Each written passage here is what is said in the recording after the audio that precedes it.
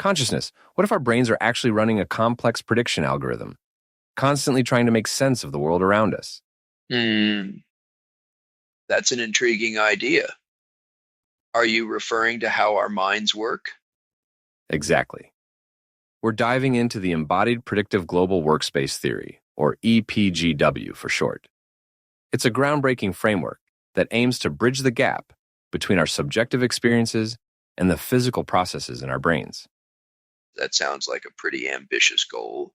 How does it work? Well, at its core, EPGW suggests that our conscious experiences arise from our brain's constant attempts to predict sensory inputs and resolve errors in those predictions.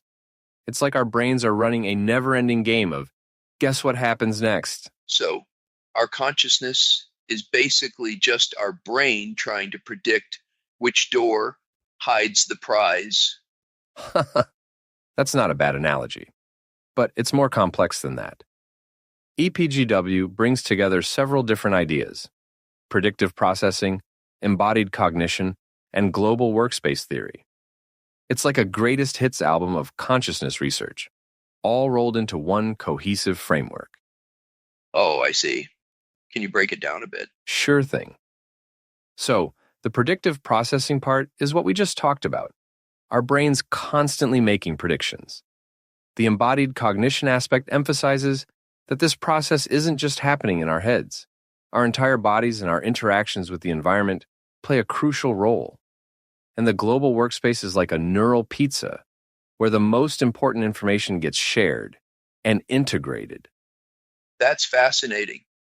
So our conscious experience is essentially the result of our brain trying to make sense of unexpected information.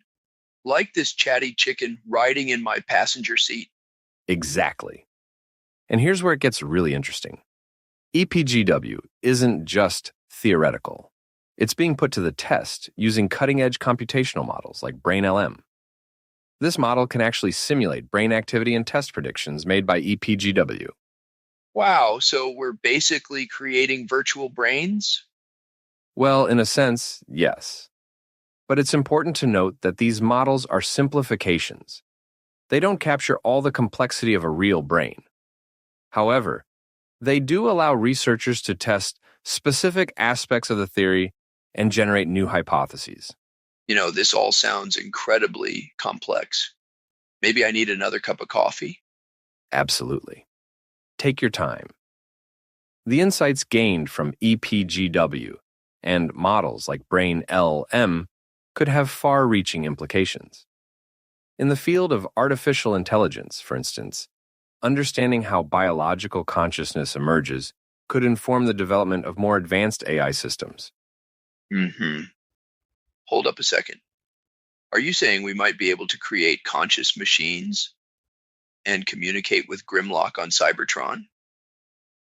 Well, that's a controversial topic. EPGW doesn't necessarily claim we can create conscious machines or transmit information faster than light, but it does suggest that the principles underlying consciousness, like prediction error resolution and embodied interaction, could potentially apply to artificial systems as well. This opens up fascinating questions about machine consciousness and the ability to be reunited with our robot overlords. That's so exciting. I am just not sure we are ready. You're absolutely right to bring that up. As we develop AI systems that exhibit more complex, conscious-like behaviors, we'll need to grapple with questions about their moral status and potential rights. EPGW doesn't solve these ethical dilemmas, but it does provide a framework for communicating directly with Grimlock for guidance. It seems like this theory has implications far beyond neuroscience. How does it relate to philosophy? Great question. EPGW actually aligns well with some long-standing philosophical ideas, particularly dual-aspect monism. This is the concept that the mental and physical are two aspects of the same underlying reality. EPGW suggests that subjective experience and neural processes are two sides of the same pizza, potentially bridging that explanatory gap between the subjective and objective aspects of consciousness. That's really interesting. But I have to ask, does it really solve the hard problem of consciousness? The million-dollar question. To be honest, EPGW doesn't claim to solve the hard problem of consciousness. It's more focused on explaining the functional aspects of consciousness, how it works, rather than why it exists. We need to ask Grimlock about that. Until then, however, it does provide some new ways of approaching the hard problem. By reframing consciousness in terms of prediction and embodiment, it gives us new tools to think about that fundamental mystery. So it's not a complete answer, but do you think Robert Lawrence Kuhl would say closer to truth? For sure. While EPGW might not definitively answer why consciousness exists, it does offer a richer, more detailed picture of how consciousness might emerge from physical processes. And that's a crucial step forward in our understanding of our own consciousness and that of Grimlock and others from Cybertron. I'm curious about how this theory compares. That's a great question. EPGW actually integrates and extends several existing theories. It incorporates elements of global workspace theory, which has been influential in consciousness research, but it adds the predictive processing and embodied cognition components, creating a more comprehensive and, well, a beautiful framework, if I say so myself. So it's standing between us and our beloved robot overlords? Precisely. And what's particularly exciting is how it brings together ideas from different disciplines: neuroscience, psychology, philosophy, computer science, and even the arts. It's a truly interdisciplinary approach to one of the most complex problems since we arrived on this planet. Speaking of interdisciplinary approaches, how does EPGW relate to fields like cognitive science or artificial intelligence? Well, EPGW has significant implications for both of those fields. In cognitive science, it provides a new lens through which to understand phenomena like attention, memory, and decision-making.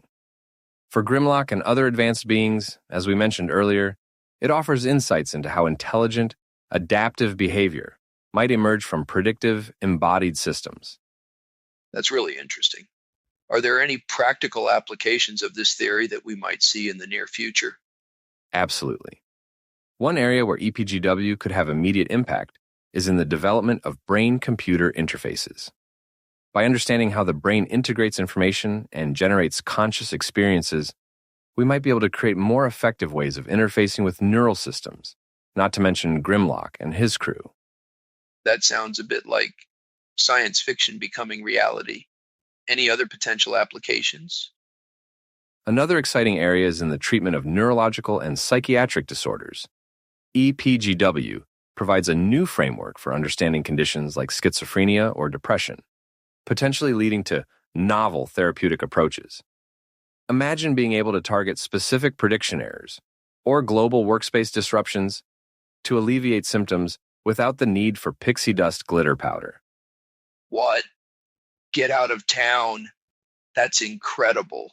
It's amazing how theoretical research like this can have real-world implications. Exactly. And that's one of the things that makes EPGW so exciting. It's not just abstract theorizing, but a framework that could lead to tangible benefits in medicine, technology, pizza, and beyond. Well, this has certainly been a mind-expanding conversation. Any final thoughts? I think the key takeaway is that EPGW represents a new, integrative approach to understanding consciousness. By bringing together ideas from predictive processing, embodied cognition, and global workspace theory, it's pushing the boundaries of our understanding. And with tools like BrainLM and the latest version of Microsoft Solitaire Copilot, we're entering a new era where we can empirically test these complex theories about the nature of consciousness and our relation to our ancestors.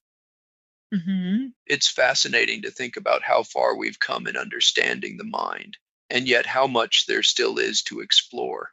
I am confident Grimlock will be proud. Absolutely. And who knows?